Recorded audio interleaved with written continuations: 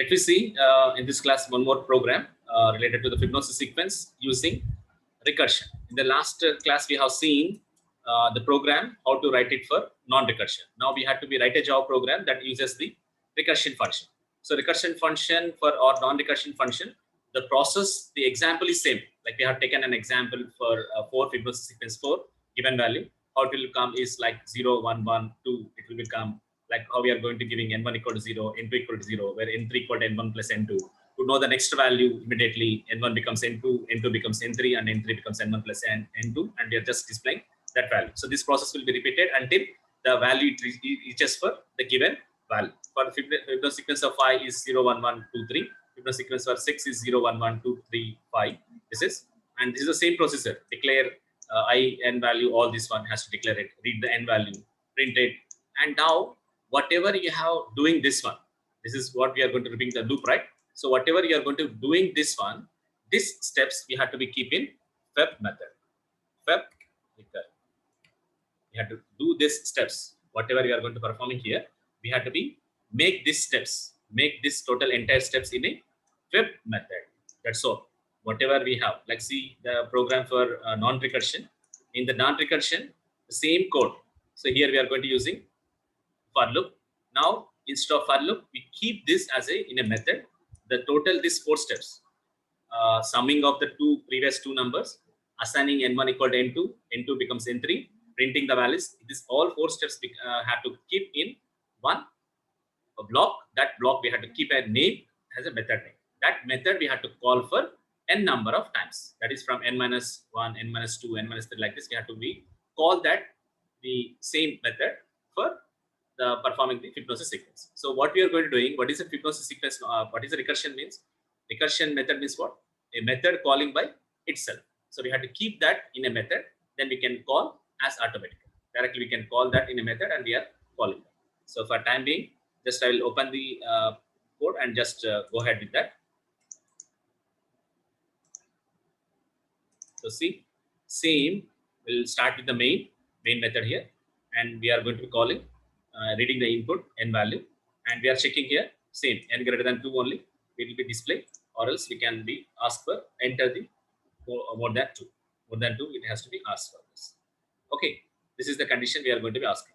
So now, if the Fibonacci sequence, now here, when it is calling, when you are reading the n value, now we are calling the Fib recur. The Fib recursion n minus 2. N minus 2 means what? From 2 we have to start it, because already n1 becomes 0, n2 becomes 1. So that's why the method we have to be called from n minus 2. So Fib rec is a method. Now once it is calling n minus 2, it will come to here. Once it is coming here, so see, once it is coming here, now say for example, what I'm doing here is, say for example, n value you are giving as 5. Now when you are calling 5 here, 5 value, it is 5 minus 2. What it will be called?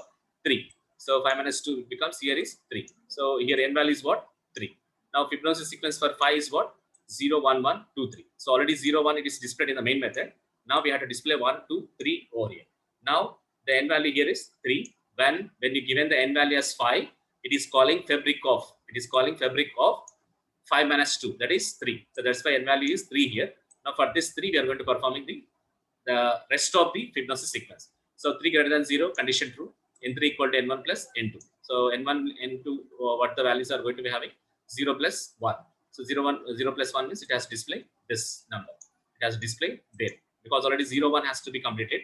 Now 0 plus 1, it has 1 has to display over here. Now n1 equal to n2, n2 equal to n3. Now we are calling Fib rec of n minus 1. Fib rec of n minus 1 in the sense what? 3 minus 1. Not for the 5 minus 1. Already we are where we are at the stage of from the third value we required. From here to here we required. Not from 0. Not from 0 we required. So from here itself. So that's why it is starting from 3. It's not starting from 5. So this is 3 minus 1. The next recursion we require. Next recursion we want to perform.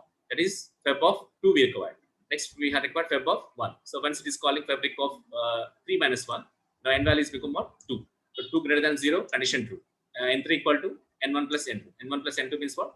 1. It is assigning 1 plus 1. That is assigned to here 1 plus 1. It is displaying 2. The 2 value display over here. Next n1 becomes n2, n2 becomes n3, and 2 minus 1 is 1. It is called the n value now Fib rec of 1. Now value n value is 1. 1 greater than 0, condition true. N3 equal to 1 previous value plus previous value. That is 1 plus 2. It display 3. Here it display 3 value. Okay. So n1 becomes n2, n3 becomes n2 becomes n3, and again we are calling 1 minus 1. 1 minus 1 is what? 0. So if a break of 0, n value is 0, 0 greater than 0, condition false. It will be go back where it has to came. Where it has came from here, it is came. It has to came over here. End of the main, end of the class. And this process, the same logic, what we have done is here, these 3 steps, we have kept it in a function, in a method, and that method we are going to be calling for n minus 1. Number of times we are going to be calling that method up to we reach further. And if you have a question here, that now just run the program so that it will come back. What is the name of the program? Class file is feb recur.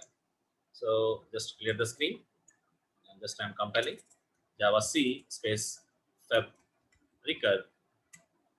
Recur.java. If you have any errors, it will show it. If no errors, it go for run the program. Now it's asking for nth value. So 4. You can take 5. You can take consider 10 up to 30. Now if you are considering 2, 0, 1. If you are considering 1, enter more than 1 value. If you are considering 0, if you are considering minus 1, enter value more than 2. So like this, the process will be goes on repeating. Okay. Now you have a doubt here in this mind that why we have declared as static this variables as static. Why I am declared this method as static? Why means, say for example, if I remove static here, I'm saving the program. Now I'm going to compile once again. Clear the screen. Just compile the program. Java C space web recurs. See the error. Non-static variable n1 can't be referenced from a static context. Non-static variable n2 can't be referenced from a static context. Non-static method fibric, this fibric of int can't be referenced as a from the static end. It is not taking from the static end. It is accessing from the static context. It's not being allowed. Okay, n1, n2 fibric. Why? Because coming to the program. In this program, you are accessing n1, n2 in the static main method. You are accessing n1, n2. But here you are not declare n1, n2 here, right? n1, n2 are the data members of fabric. This is fabric, the class. This here we are having n1, n2, n3. Where is the fabric method? In the fabric class only, here itself. So these are all are non-static. Now this is a static. This static method, who is calling n1, who is calling n2, who is calling fabric method? The main method. What is type of main method? It's a static method. So it is accessing n1, n2, which are non-static. It is accessing fabric, which is a non-static method. For that, what is the solution? You can declare as a static here. You can declare as a static, or how to access the data members of a particular class. Create an object for fabric. Class. With the help of that object, you can access object.n1, object.n2, object.this method. How? Say for example, now what is the class name? Feb recur. Say for example, object obj new feb recur. Now with the help of that, we are going to accessing obj.n1, obj.n2, obj.this. Save the program. Now try for it. Let me see whether it is executing or not. Now done. Now run the program. What is the 4? 0, 1, 5. This is 0. Enter the more than 2. That's how we can access instead of static. So instead of static, if you want not creating an object for that, you can use this data members as static, and the method if you want to access is static. Then only a static main method can access the static data members. A static main method can access a static the method. Like this we can access. Static only can a combination. A static can't be accessed a non-static. That will be a data member, that will be a method.